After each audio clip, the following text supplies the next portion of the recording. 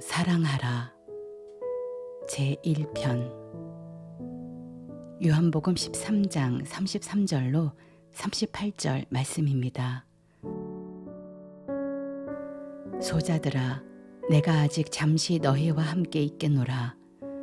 너희가 나를 찾을 터이나 그러나 일찍 내가 유대인들에게 너희는 나의 가는 곳에 올 수 없다고 말한 것과 같이 지금 너희에게 이르노라. 새 계명을 너희에게 주노니 서로 사랑하라. 내가 너희를 사랑한 것 같이 너희도 서로 사랑하라. 너희가 서로 사랑하면 이로써 모든 사람이 너희가 내 제자인 줄 알리라. 시몬 베드로가 가로되 주여 어디로 가시나이까? 예수께서 대답하시되 나의 가는 곳에 네가 지금은 따라올 수 없으나 후에는 따라오리라. 베드로가 가로되 주여 내가 지금은 어찌하여 따를 수 없나이까? 주를 위하여 내 목숨을 버리겠나이다. 예수께서 대답하시되 네가 나를 위하여 네 목숨을 버리겠느냐? 내가 진실로 진실로 네게 이르노니 닭 울기 전에 네가 3번 나를 부인하리라.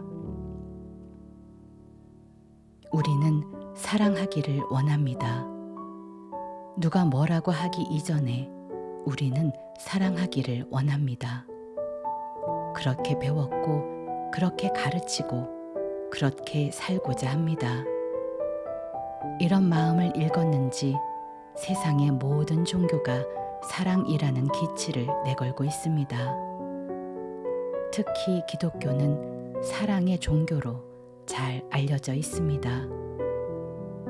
문제는 이런 종교적 노력에도 불구하고 우리는 삶 속에서 사랑을 할 수 없다는 것에 있습니다. 아무리 사랑의 삶을 살려고 노력해도 되지 않습니다. 그러다가 지쳐서 이제는 자신이 형제를 많이 사랑하지는 못하였지만 그렇다고 지옥 갈 만큼 형제에게 못된 행동을 한 것은 없다며 스스로 위안합니다. 아마 우리 거의 모두 이런 수준에서 예수의 사랑을 실천하고 있을 것입니다. 소위 예수 믿는다고 하는 우리들의 부끄럽고 가슴 아픈 현실입니다. 사랑의 종교라는 기독교에서 긴 세월 신앙생활을 해왔지만 여전히 이 사랑은 접근할 수 없는 그 무엇처럼 느껴지는 것은 어찌된 연유일까요? 우리는 성경에서 말하는 사랑을 할 수 없는 것일까요?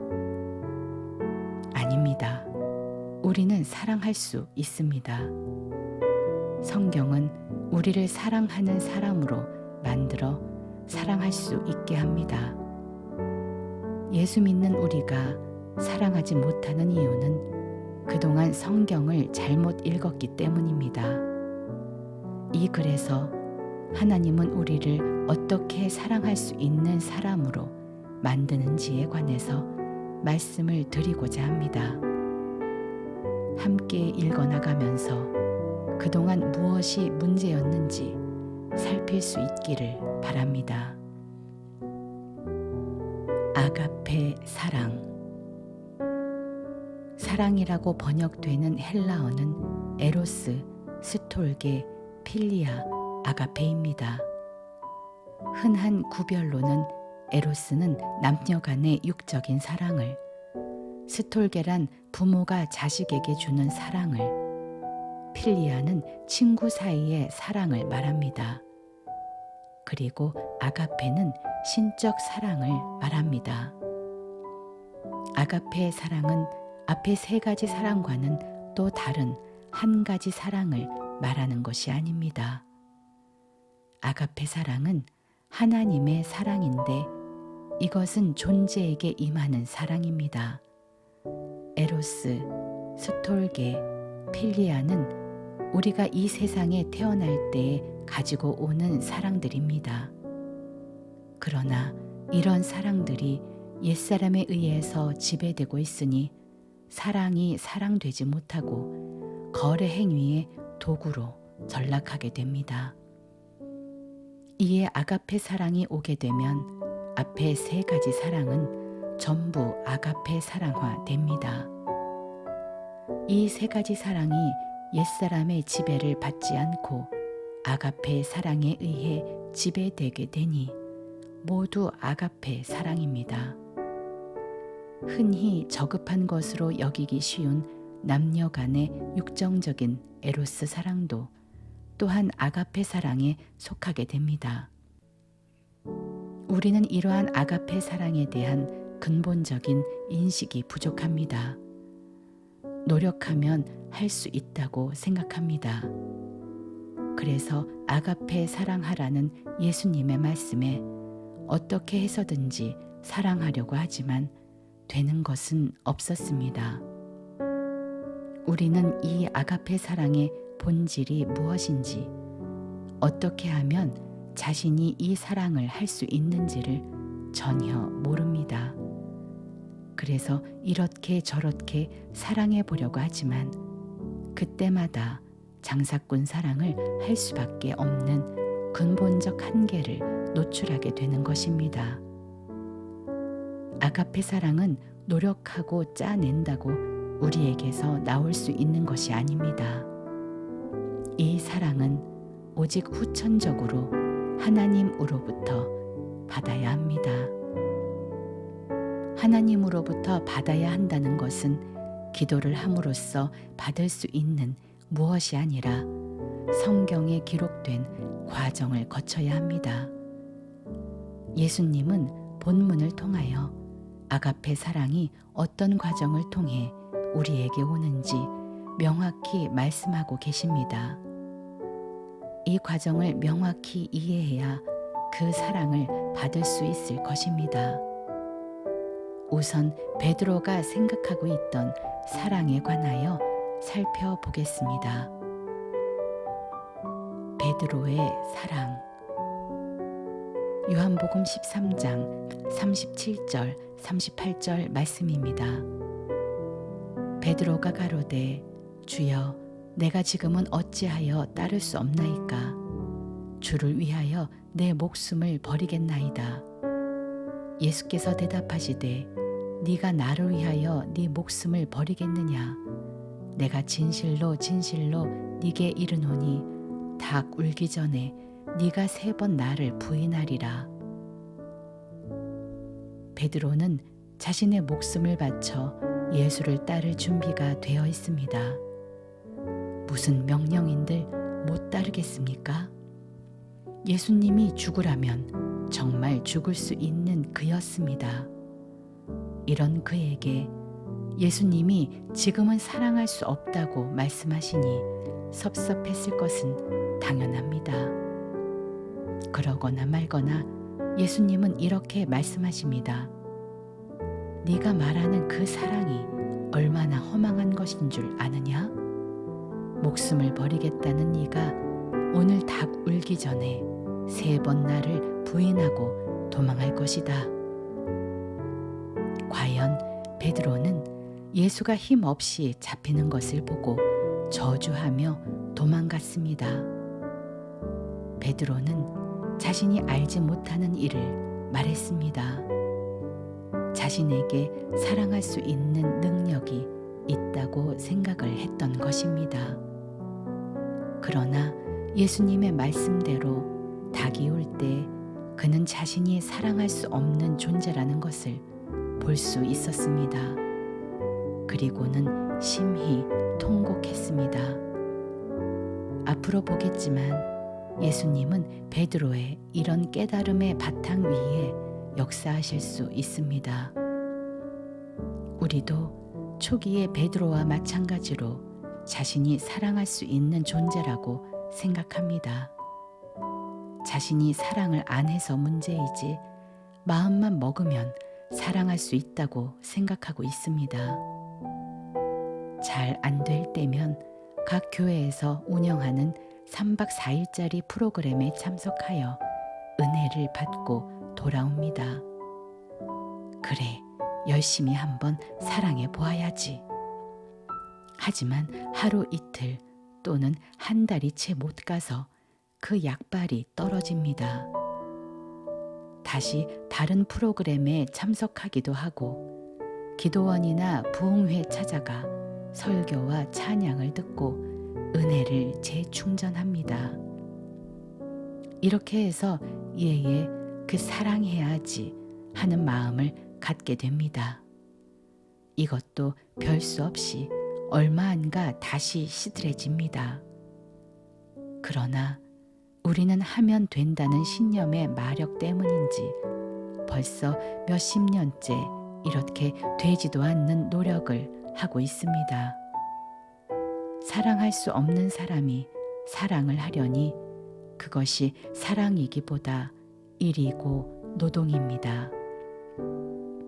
우리도 베드로처럼 자신이 사랑할 능력이 없다는 것을 스스로 깨닫게 될 때 비로소 아가페 사랑을 받을 수 있습니다. 이제 본문 중에서 나의 가는 곳과 서로 사랑하라는 말씀을 통하여 아가페 사랑이 오는 과정에 대하여 알아보겠습니다. 예수가 가는 곳. 요한복음 13장 33절 36절 말씀입니다.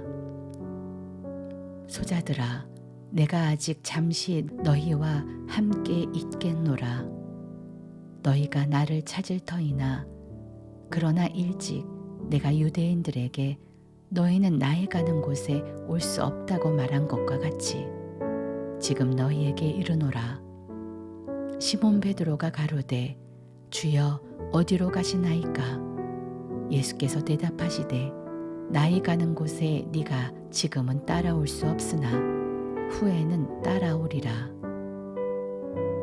예수님이 잡히시던 날 밤 세족식을 끝내고 베드로를 위시한 제자들과 나눈 대화 내용입니다.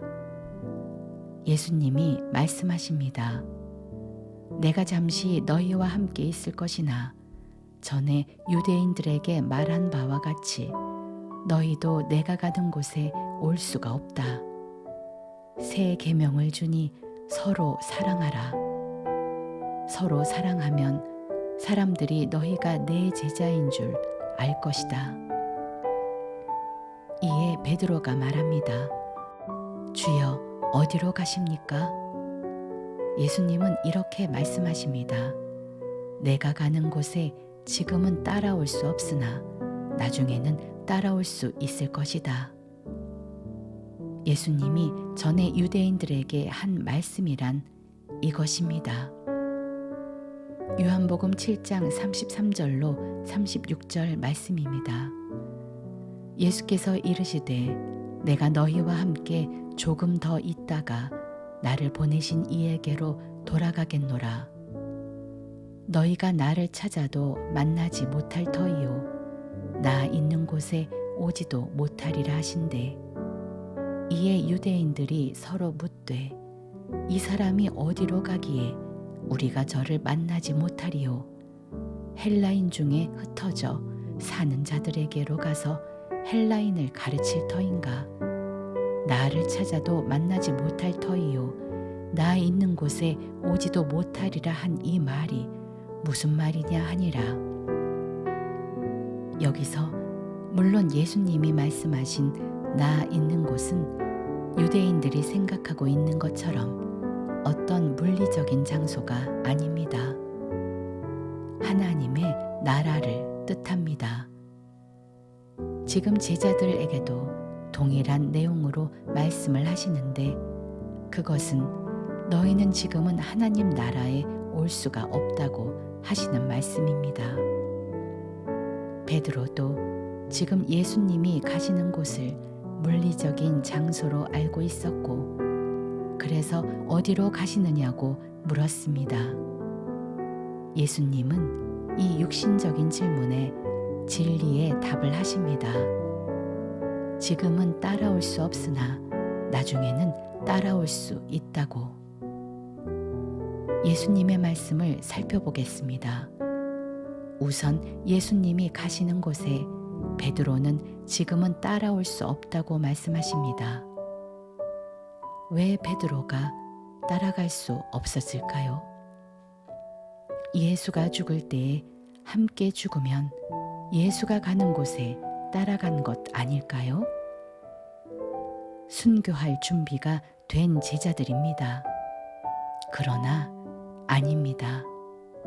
이때 예수를 위해서 함께 죽는다고 해도 그들은 예수가 간 곳으로 갈 수 없습니다. 그 이유는 다음 후에는 따라오리라는 말씀을 살펴보면 자명해집니다. 지금은 따라올 수가 없고 후에는 따라오리라는 말씀에서 후란 언제를 말하는 것일까요? 그것은 예수 십자가 사건 이후 제자들에게 성령이 임했을 때를 말합니다. 그들에게 성령이 임하게 되면 예수가 가는 곳에 따라올 수 있는 사람으로 변하게 됩니다. 여기서 예수가 가는 곳이란 일단 하나님의 나라를 말하지만 실질적으로는 그 나라로 제자들을 인도하는 예수의 삶 전체를 말합니다. 제자들을 인도하여 종국적으로 하나님의 나라로 들어가게 하는 것이 예수의 삶이고 이것이 곧 예수가 가는 곳입니다. 예수가 가는 곳에 가는 것은 순교로 해결될 문제가 아닙니다. 성령이 제자들에게 임하면 그들도 이웃을 인도하여 하나님의 나라로 들어가게 하는 예수의 삶을 살 수 있게 됩니다. 이것이 예수가 가는 곳을 제대로 따라가게 되는 것입니다. 예수가 가는 곳에는 십자가 사건이 필연적으로 있어야 합니다. 예수님이 제자들을 위해서 십자가를 지셨듯이 제자들도 그들의 이웃을 위해서 십자가를 져야 합니다. 과연 제자들도 오순절 이후 많은 사람들에게 말씀을 전파하고 또 그들의 옛사람과 함께 십자가에 못 박히는 희생을 통하여 하나님의 나라로 인도하는 것을 알 수 있습니다. 이들은 명실공히 예수가 간 곳에 간 사람들입니다. 이것은 한순간의 순교로 이루어질 문제가 아닙니다. 지금은 따라올 수 없으나 그러나 제자들은 지금은 예수를 따라올 수 없습니다. 지금, 즉 세족식을 할 때에는 예수님의 십자가 사건 이전이기 때문에 성령이 제자들에게 아직 임하지 않았습니다. 아직 제자들은 예수가 했던 일을 할 능력을 가지지 못했을 때입니다. 그래서 지금은 올 수 없다고 말씀하시는 것입니다. 이 성령은 곧 예수의 본질인 아가페 사랑입니다. 이어서 예수님은 사랑하라는 계명을 주십니다.